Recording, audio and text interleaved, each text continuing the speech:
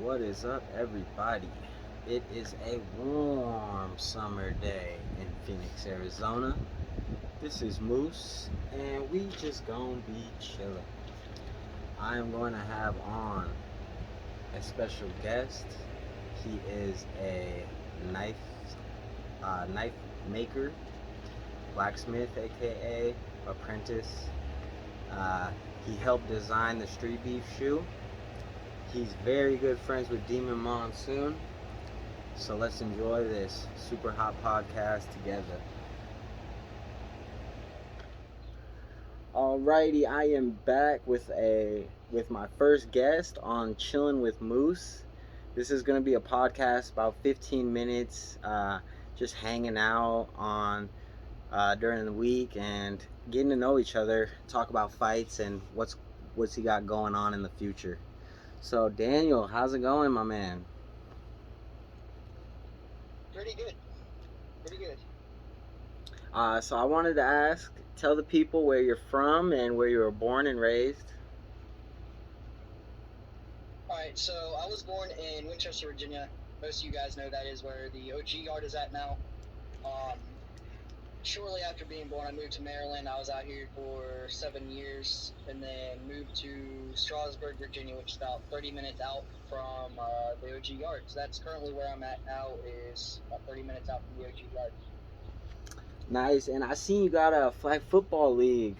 Freaking, how's that been going? Yes, sir. But right now, it's not going so good. I'm not going to lie to you. We've been struggling to get it back off the ground. The first time we had it, we did good. We had a whole bunch of people. Second time around, we had, I think, like 7. And now we're just struggling at this point. We just got myself and 2 coaches, and that's it. So we're struggling pretty bad right now to get it back up and running. But we're going to get it for sure. We're definitely going to get these back up and running for us. Yeah, I started a league back in 2017. Damn it. Might have to turn my notifications off. That's how I got all my notifications going off on my phone. So, along with, I told in the intro, I told the people a little bit that you like to make knives and stuff. So, Yes, sir. football league, building knives, and I also might have mentioned a little bit about the designing shoes for street beefs.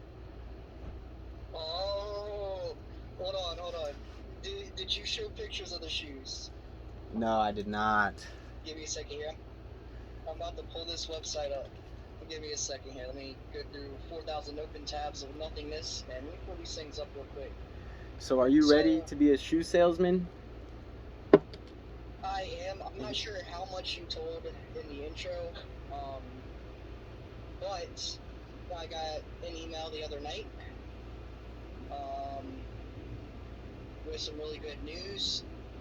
So these things right here, guys, these are the, I don't know if it's going to focus in or not. I might have to pull it back a little bit. Moose the link. Oh, yeah. Yeah, I might have to send Moose the link, but I got an email the other morning. I was at 6 pre-orders, and I went ahead and ordered a pair for myself because why would I not want a pair of the shoes I designed? There's a system glitch. Come to find out, there was not 7 orders, there's only 4. And then supposedly there wasn't even 4, there's only 2, so I don't know what's going on. But all I know is they are finally in production. I will have my pair in about 2 weeks, which means once I get mine, I'm going to be going live on Facebook, giving my thoughts and opinions on them, and trying to push them out as much as possible. But I will say they're 100% Italian leather, one-of-a-kind design. The design is currently trademarked, copyrighted, whatever. Nobody else can take the design from me. They can't even use the same color scheme on their shoes. It's all me, including everything down to the logo. So nice. I'm happy Street Beefs gave me up there to kind of come in and show what I can do creative-wise and help out with merchandise. They do start out at $199, which I know is really steep. But you got to factor in at the same time, they're all handmade shoes. It's not something you're going to find in a factory, and it is Italian leather, so it's definitely worth the $200. I will be getting discount codes every once in a while to try to help get orders through. to kind of decrease price. I think the first one I'm going to get is a 30% off code. I get, I think, 2 or 3 of those. So once I get them, if anybody needs the code, wants to get a pair, let Moose know. I'll have him message me. I'll send the codes out to you guys. That way you can get on a pair. Yeah, I'll definitely put the link in the bio of the video for the shoes if you want to go support Street Beefs and get some fresh Italian leather shoes. Very nice. And I saw you commenting saying these bad boys were made to last. Yes, I do own another pair of shoes that were made by, or that are, I guess, made through Alive Shoes, which is the website I made mine on. They were, of course, $200 what I paid, $199, $200, same thing. I got them about 4 years ago.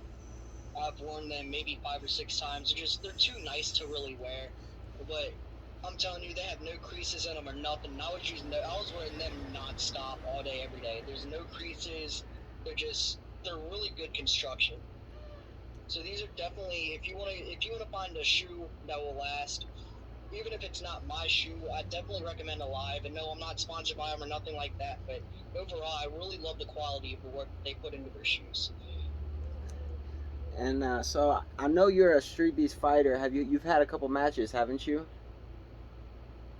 I had one fight back in October of last year, which I lost, but I am planning a return to the cage. I was supposed to be there July 3rd for a match. The guy couldn't make it, so we're trying to reschedule it, but this one's going to be more my weight class. Me and this guy both weigh 125, so it's definitely going to be a more even fight. I'm really excited to get back in there and give it one more shot. I don't see myself doing too many more after this next one, because I'm moving along north to knife making. I got a whole bunch of stuff planned in the future for that too, so I want to try to kind of go back in there, see if I can get myself a win in Street Beefs, just to be like, hey, look, I went out there and did it, I got myself a win, and then transfer back over to the knife making world again. Yeah, truth be told, I don't have a win in the yard, but I fought twice. We're gonna change that. We're gonna change that. We're gonna get you a win out there in the yard, bro. I fought my first fight. I lost. It was an MMA match, and my second fight it was a beef fight, so there was no winner called. But I felt like I won. So, but yeah, and Yeah, see, mine was a beef fight. It was crazy on mine. We wanted to do it as a beef fight, and then we did have a little bit of a time of peace in between before the fight, and through a middleman, we decided, hey, it is a beef fight, but as long as we can keep a level head, I want there to be a winner. And he was like, you know what, I want there to be a winner too. So we decided, even with it being a beef fight, we're still going to call a winner or a loser, because even though somebody hurt if they lose, it still doesn't matter. We wanted to see who the best man was. We wanted there to be a winner. And unfortunately, I got the worst end of it, lost by stoppage in the first, which kind of really upset me. But at the same time, I went in there, I gave it everything I had against a guy that had more height and a little bit more experience, more weight. I mean, he threw everything he had at me. I went in there and, no disrespect to the guy at all. I ate quite a few shots, but he had too much power over me, and unfortunately, I just couldn't weather the storm out and ended up going out on my feet by stoppage. yeah, my fight I lost. It was I couldn't go into the second round. So it's kind of the same. We both got like one round of good fighting in. But another question I want to talk to you. So how close are you and Demon Monsoon? Alright, so Demon Monsoon is my coach. Surprise, Demon Monsoon is my coach. We travel a lot together. We hang out a lot. We're actually going up to Atlantic City this weekend.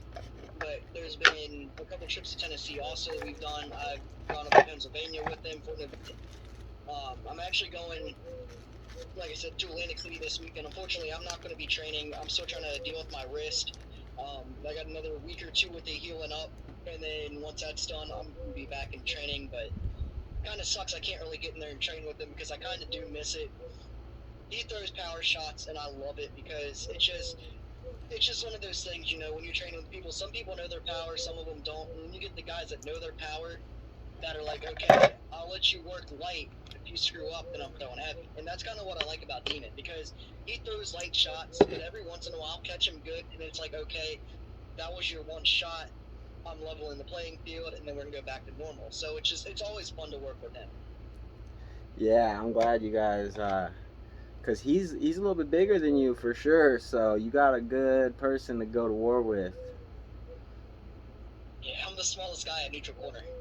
Are ya? Yep, How? definitely the smallest. I think.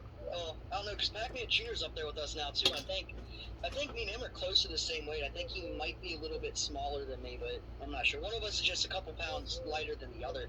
But we're definitely, me and him are the smallest two up there, unless you're talking about like the kids, Demon Boys Jr. Of course, they're naturally going to be smaller than us because they're kids. But out of the 18 plus guys, I think me and Pac-Man are the smallest two up there. Yeah, Pac-Man is Reina Ramos, right? Yes, sir. Yeah. That's my buddy. Yeah, see, even though I'm from Arizona, I've been slowly getting familiar with all the Virginia guys. Like Challenge Accepted, I've talked to him.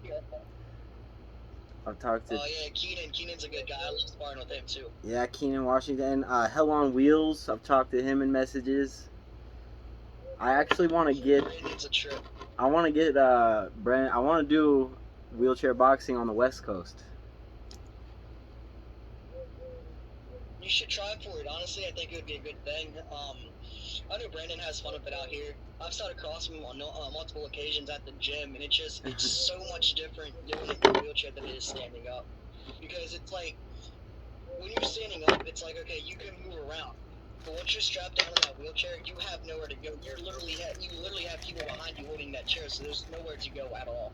So you're either moving your head a lot, or you're being forced to eat shots. And I like doing it for that factor, because if I'm in a close situation and I have nowhere to go, then it's like, okay, my mind flips off naturally. It's like, okay, it's like wheelchair boxing. There's nowhere to go, so I got to rely on my head movement and got to worry about where I can land those shots real quick.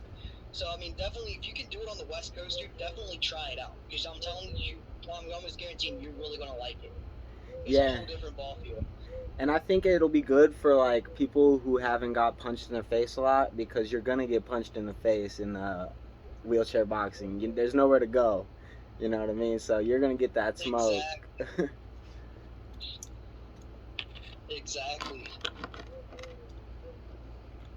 Yeah. So, you got any questions for me or anything else you wanted to talk about, get off your chest for the end of this podcast? I will ask this. When is the next Moose fight we're going to see? Oh, man, you're asking the big questions on the first podcast. Yeah, I'm asking the big ones. Starting off with a bang. Yeah, man, because a lot of people ask me, when am I going to fight next? I'm getting that message a lot, and a lot of people asking. I'm honestly hoping to get in there by Street Beef West Coast 10, because that's the anniversary, and it's actually next month. It's either next month or in August. August was the anniversary, but next month will be the 10th event, if they do an event. Nice. I know we talked earlier real quick. This is going to be probably my last thing for the podcast, and let you wrap it up if you want. I know we talked earlier, we were messaging back and forth about this whole, Arizona, West Coast, East Coast meetup type of thing. I am working on that. It's been in talks for a while, but definitely I will be coming out that way. I know I got a couple other trips planned for different branches also. I'm going to travel out, me and you and Mom's We're going to try to get a couple other guys to go with us. Kind of like what Scrapyard just did when they invaded us. We're going to try to get a group together, not really invade, but more so just go out and see what the branches are about and get to meet other fighters.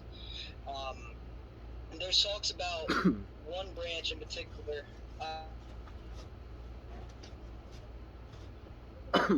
Oh, we got some lag going on. Technical difficulties.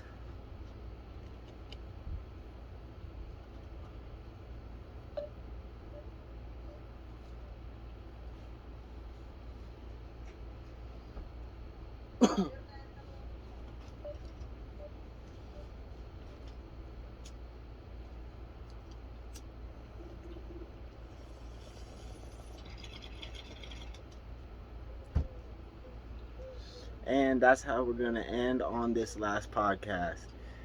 Or the first podcast. I've been smoking them a little. Ooh. But It was awesome to have Daniel on with me. Maybe we'll end up doing a little outro. Thank you guys for watching me. Let me know if you made it through to the end of this video by saying the Phoenix Suns are gonna win the championship.